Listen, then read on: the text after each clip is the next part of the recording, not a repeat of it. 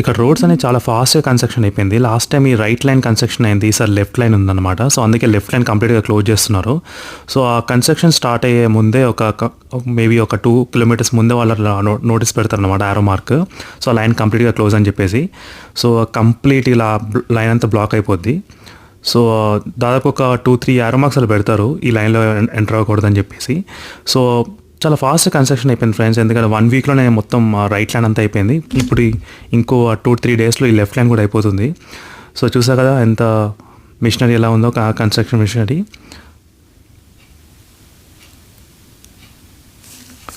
So ఇట్లా ఈ విధంగా రోడ్స్ కన్స్ట్రక్షన్ అవుతాయి అన్నమాట అమెరికాలో.